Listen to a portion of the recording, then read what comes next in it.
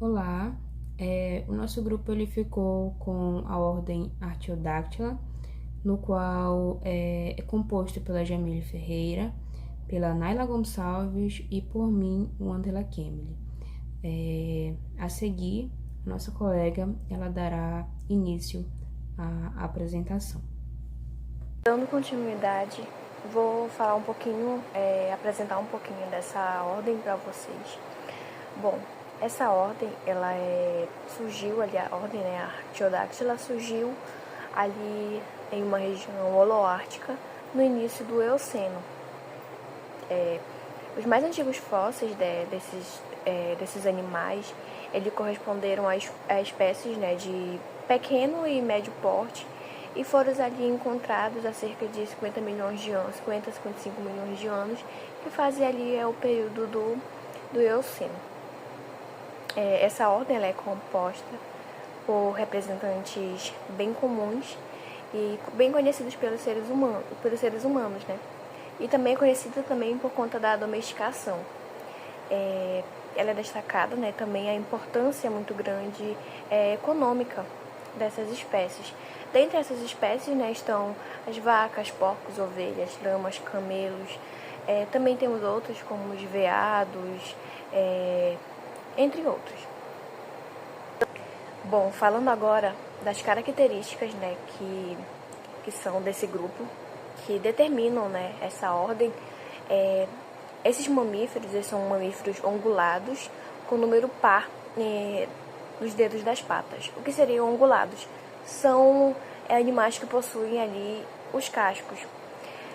Todos os membros desta ordem, o plano de simetria do pé passa entre o terceiro e o quarto dedo, ou seja, o que vai definir essa ordem é esse plano de simetria, que esse plano ele vai passar entre o terceiro e o quarto dedo, mais ou menos aqui dessa ordem.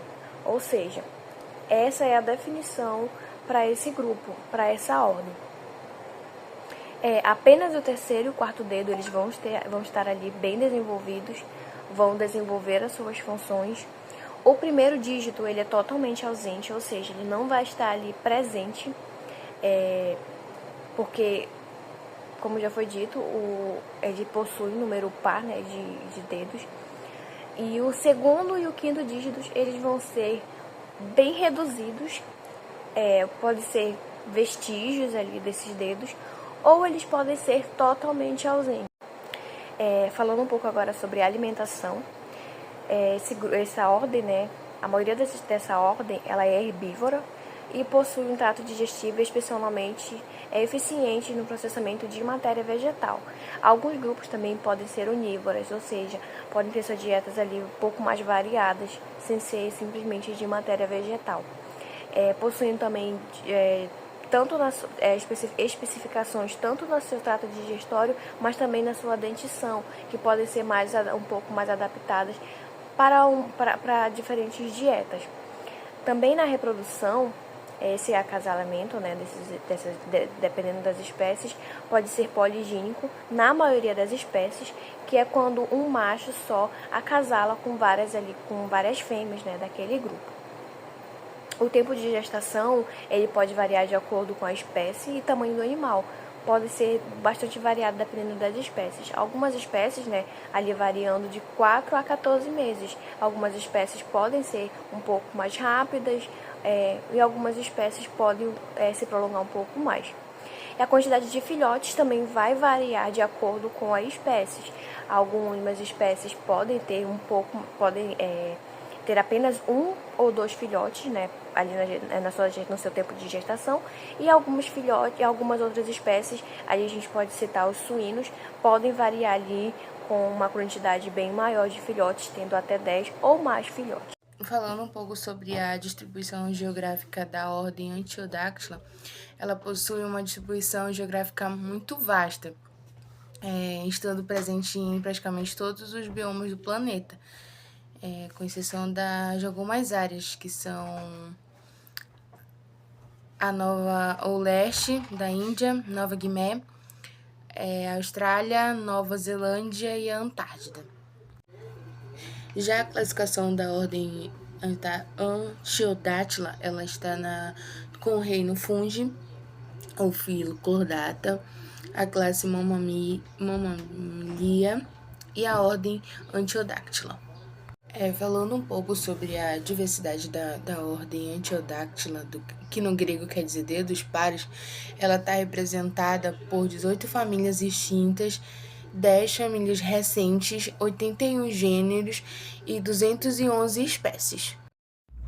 Bom, dando continuidade, irei falar agora um pouco sobre os representantes, né, no qual a gente pode perceber que a ordem Artiodactyla é uma ordem bastante diversificada, né, e nós temos aqui o primeiro representante, no qual é o Pecario tajaco, né, pertencente à família Thalassuide, sendo popularmente conhecido, né, como cateto, caititu, porco do mato, entre outros.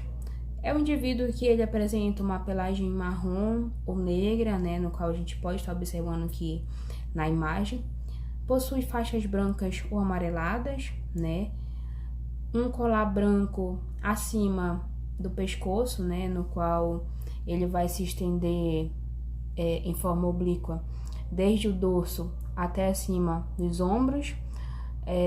O crânio, ele apresenta o rosto delgado, né, curto, com uma caixa craniana pequena e afilada, né, com cristas acentuadas.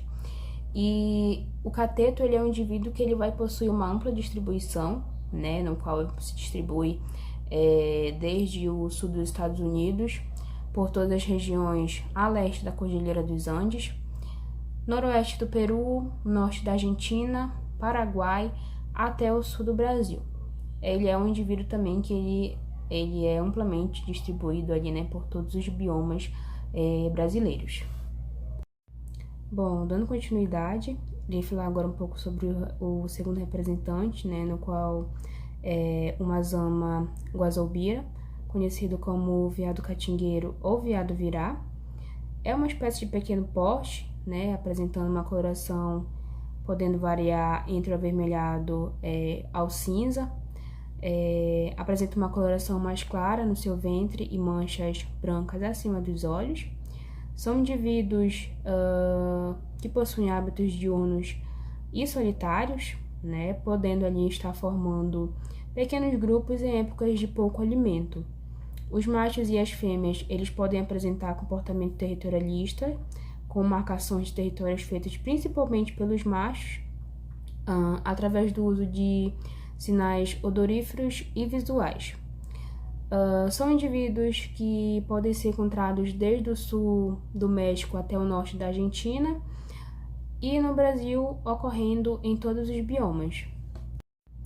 Bom, quanto ao último representante, nós temos o Búbalos bobalis, no qual é conhecido como búfalo asiático ou búfalo d'água, no qual é um mamífero de grande porte, pertencente à família Bovidae. É um indivíduo, né, que apresenta aí entre 150 a 170 centímetros, podendo pesar aí até 1 tonelada. São indivíduos que se alimentam de plantas, de áreas secas e de áreas alagadas, né? São indivíduos originários do sudeste da Ásia, podendo estar dispersos, né, em todos os continentes, exceto em regiões muito frias. E o búfalo asiático, ele é encontrado ali em todos os continentes, né, exceto da Antártida, e são indivíduos que possuem, né, formas selvagem, doméstica e aselvajada. Essas foram as referências utilizadas para a realização do nosso trabalho e muito obrigada pela atenção.